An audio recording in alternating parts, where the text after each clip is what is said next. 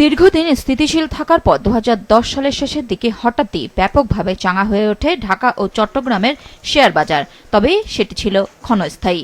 2011 সালের জানুয়ারিতে হঠাৎ শেয়ার বাজারের সূচকে ব্যাপকভাবে ধস নামে। সে সময় হাজারো বিনিয়োগকারী নিঃস্ব হয়ে পথে বসেন। এর পিছনে যারা দায়ী ছিল তাদের চিহ্নিত করে আইনানুগ ব্যবস্থা নিতে যাচ্ছে বর্তমান সরকার।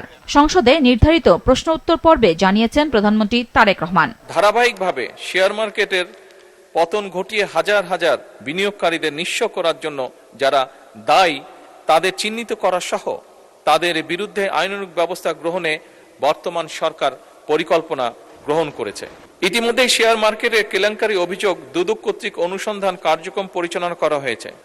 মামলা সহ তাদের বিরুদ্ধে আইনানুগ ব্যবস্থা গ্রহণ করা হয়েছে। এছাড়া শেয়ার মার্কেট কেলেঙ্কারির সাথে আরো অন্যান্য যে সকল ব্যক্তি প্রতিষ্ঠান জড়িত কিনা তা উদ্ঘাটনের কার্যক্রম চলমান রয়েছে। তিনি বলেন, শেয়ার বাজারে স্থিতিশীলতা, সুশাসন ও আস্থা ফিরিয়ে আনতে বর্তমান সরকার বদ্ধপরিকর।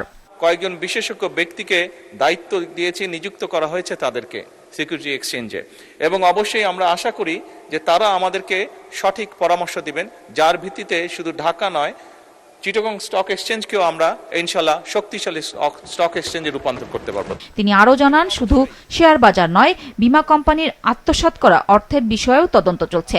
শেষ হলে ব্যবস্থা নেবে সরকার। অলরেডি এর ভিতরেই চেয়ারম্যান এটি ইনভেস্টিগেশন করছে। এরকম যেগুলো কমপ্লেন হচ্ছে সবগুলো ইনভেস্টিগেশন করছে। ইনভেস্টিগেশনটা কমপ্লিট হলে তখন আইন অনুযায়ী আমরা ব্যবস্থা গ্রহণ করতে পারবো।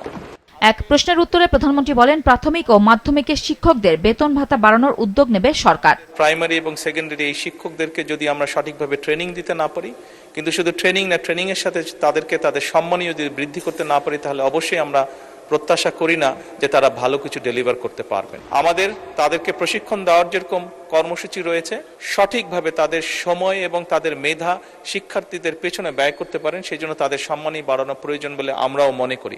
সরকার প্রধান সংসদকে জানান, স্নাতক পর্যন্ত নারী শিক্ষা কার্যক্রম অবৈতনিক করার পরিকল্পনা আছে সরকারের। নুরুন নাহার বিলি, মাছরাঙা সংবাদ, ঢাকা।